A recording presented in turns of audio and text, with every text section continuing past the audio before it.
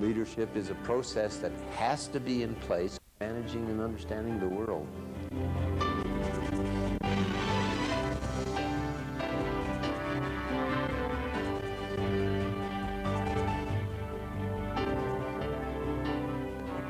Hello, I'm Rick Amy.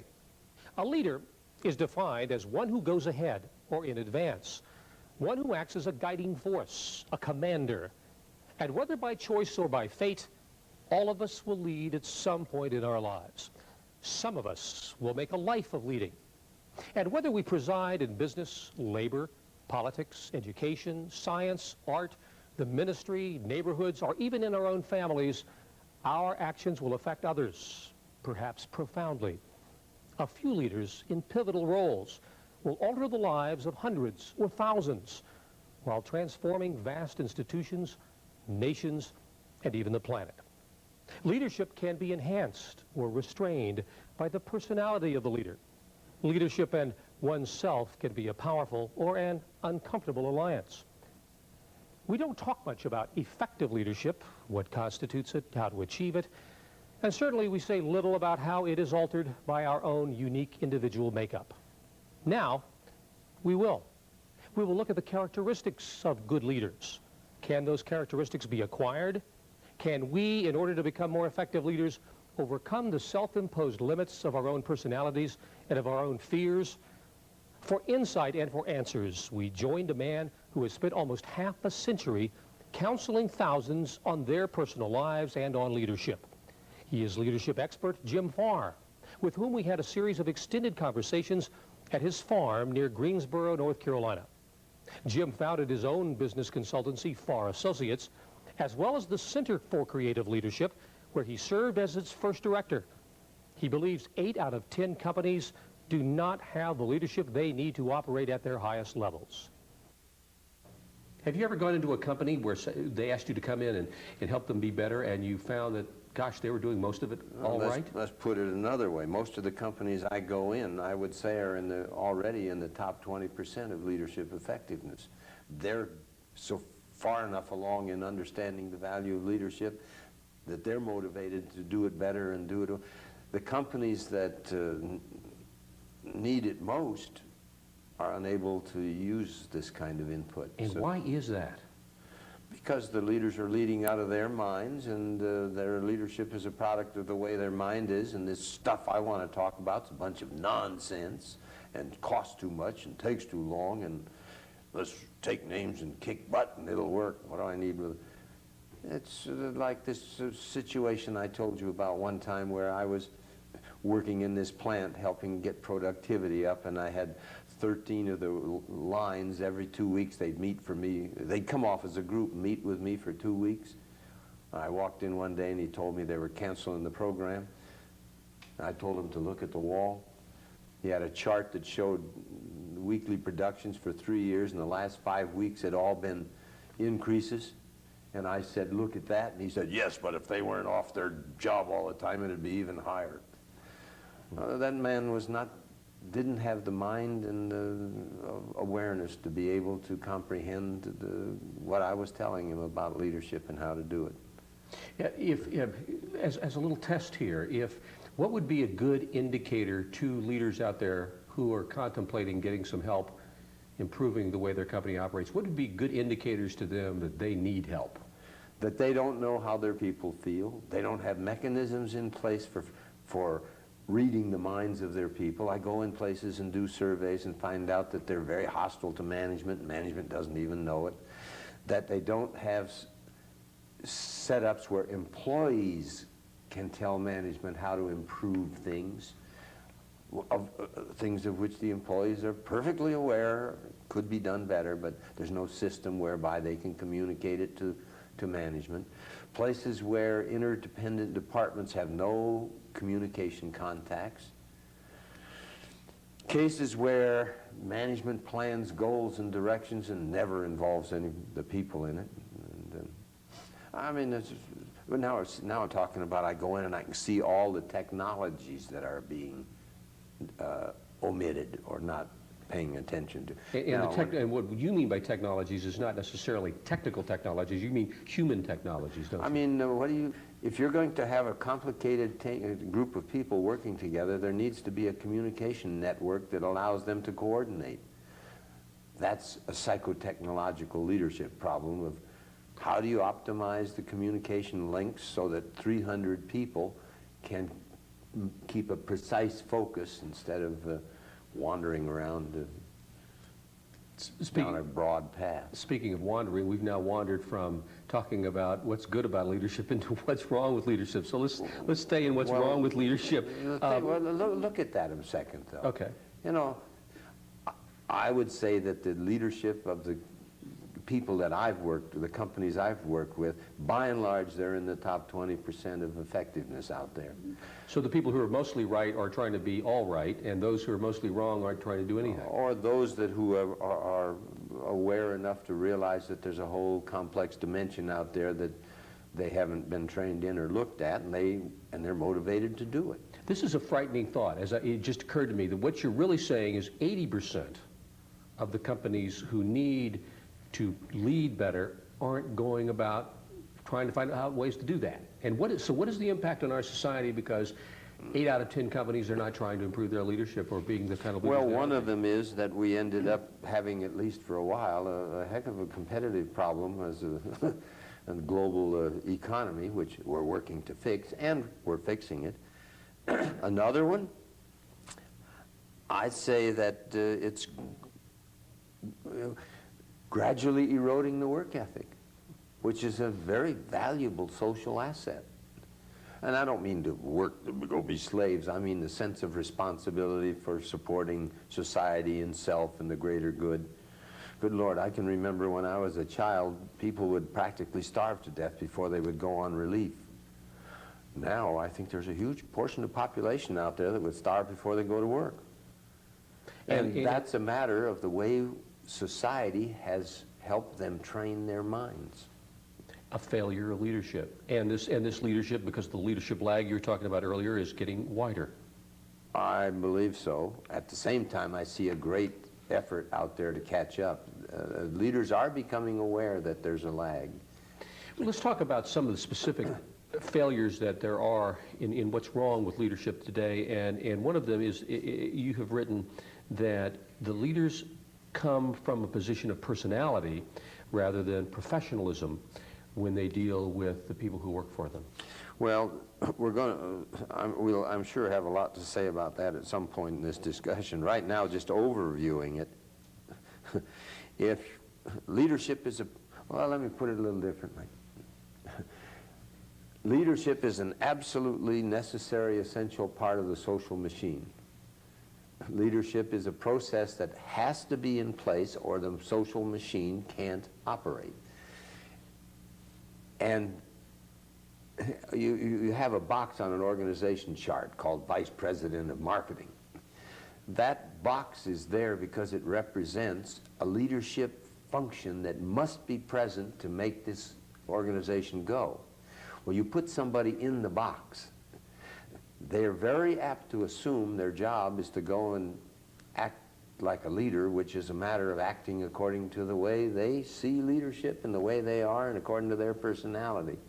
When in fact what they ought to do is act in a way that fills the requirements of the box, which represents the need of the structure. In short, the leadership should be dictated by the demands of the living organism called the organization, not by what I think is leadership or by me being, you know, I've seen so many leaders, their assumption is if I act like me, it'll be leadership. And it's not. It fits their personality. It doesn't fit the demands of the box they're in. And yet, a great many people, probably most people, acting out of their personalities become successful leaders. Staying in their personalities, correct? Even though they don't. Yes, we all shaped our personality in the general culture. We've learned all the tapes and programs. We have a great similarity. And society operates at its average level of functioning. It's got a distribution. And most leaders function in that average range and therefore average fit with their followers and on average do what's enough to get a response. But if we start now wanting more than an average response, and we want to have more precise and effective and creative outcomes, you've got to go beyond average in getting participative responses from the people who do the work, the followers. And it would seem to me that there are a whole lot of people then going into positions, say being promoted into these vice president boxes that you're talking about, who suddenly find themselves over their heads. And they're thinking, golly, I don't know as much of this as I need to, and to be a better leader. And so what do those people do? They're not over their heads, they're in a job that's over their heads. What happens very often, for instance, somebody goes up through the ranks and gets promoted because they were very good at running the factory, which is a kind of leadership. And they had their personality fit, their orientation toward details and precision and whatever worked. And they did a great job. So now they get promoted to vice president of manufacturing for the entire structure of the company all over the country, let us say. An abstract top management kind of leadership function, as quite different. And they go in there still acting out of the same perceptual mode as they did in the factory. I remember a case. I had a client, the president called me and said, would you go down and do some work with my vice president of research and find out if he's sane or insane? And I said, Really? okay. Did he literally say that? Yes, and I said, why are you asking that? And he said, well, the vice president of manufacturing says the guy's nuts.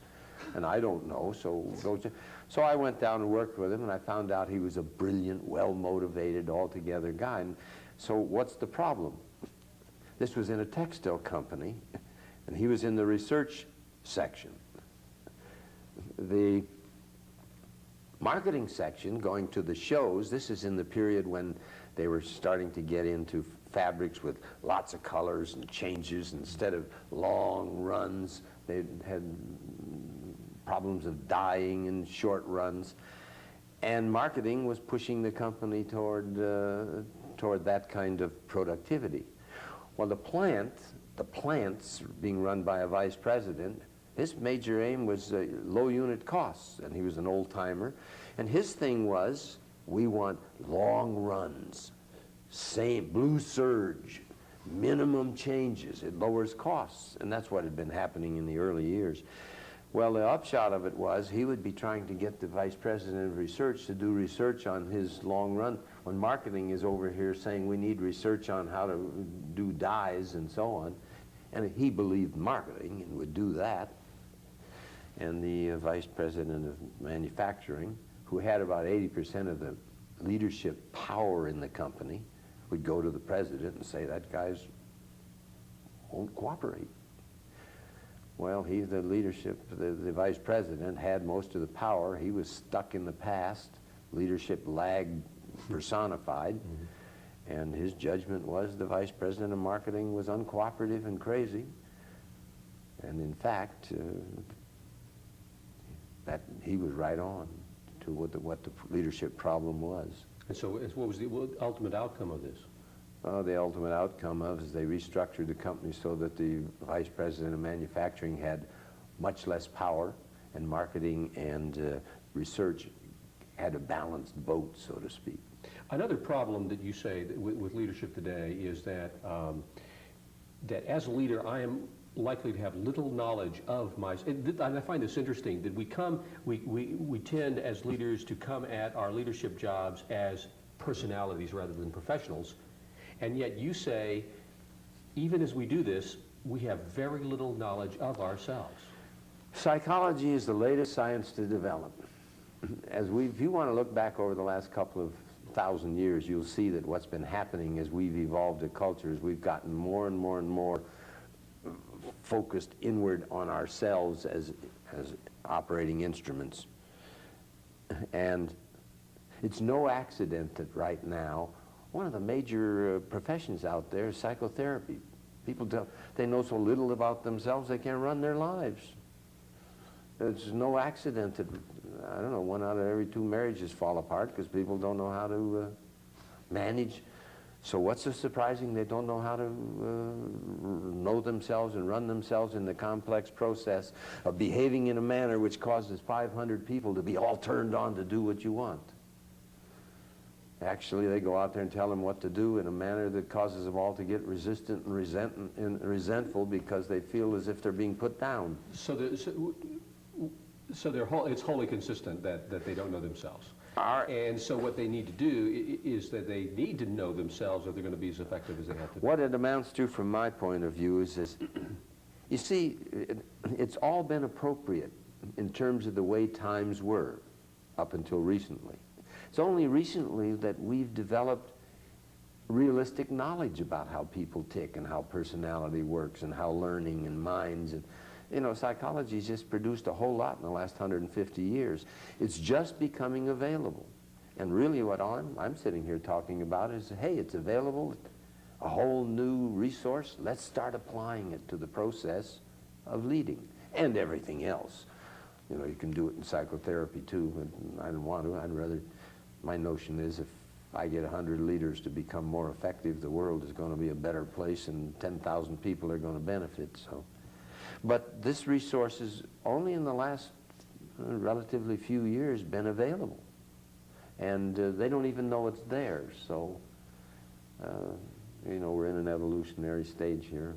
Know myself. If I know myself, I will know how to be a better leader. It follows. If I know how the best way to learn the complexities of how mind and emotions and bodies work is practice on your own.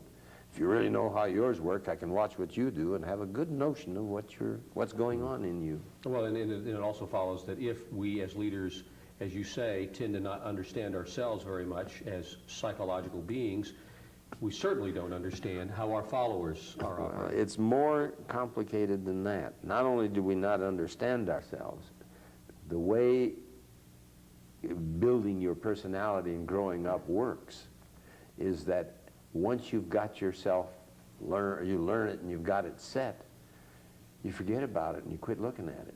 You start looking out there. The average person doesn't look in here. Oh, they look in it, they got an ache and a pain and they're angry. But their attention is directed to managing and understanding the world, not the inside of themselves. And the failure to do that is part of the reason that if there is something wrong, and we'll talk about this more later, the tendency is that there's something wrong to assume that it is out there that there's the problem rather than in here. Well, that goes 2 ways. There's some people who just compulsively think there's something wrong with them. And, there's a lot of that. Of course, if they do, they then defend against it, and it increases the rigidity of their leadership. So they need to now, on the other hand, their efforts to not have anything wrong with them, one of the ways to do that is blame the effect on them or it. But the tendency is for most leaders, if there's something going wrong, that it's not their fault. In most of in the early days of when I was working with business, what I got called in mostly by chief executives was to go fix them. And I began very quickly to find out, well, what they're doing is a function of the way you're leading. Let's work on you. And in the early days, the response was, we don't need it. I'm paying you to do that. That doesn't happen much anymore. In the last 50 years, there's been a great increase in awareness and knowledge. And there's a big development, evolution going on toward better leadership all over the world, and especially in this country. But you still say that there are leaders that are operating out of ego in the way in which they run their companies. Only most of them. Okay. If you're unaware, by definition, you come from ego. That gets to be a technical thing too. We can maybe talk about later. Yeah, but in a abbreviated form, a leader operating out of ego is doing what? Obeying his mind. And if his mind thinks workers are pieces of equipment, he will treat them as pieces of equipment. And we will elaborate a little bit more later about that we are not necessarily just what's in our head, but what you're saying is that's exactly what those leaders are. They're operating from it. If you're not aware, you are exactly what's in your head. That's ego. If you're not ego, Well, my view is that you're a being, a spirit, a consciousness, a soul, an aliveness, so whatever way you want to put it.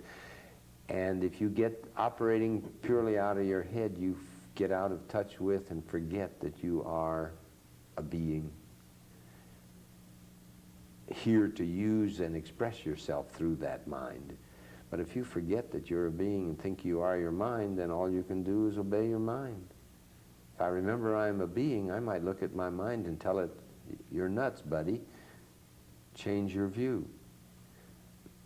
Ego is very self-serving. Being is very compassionate.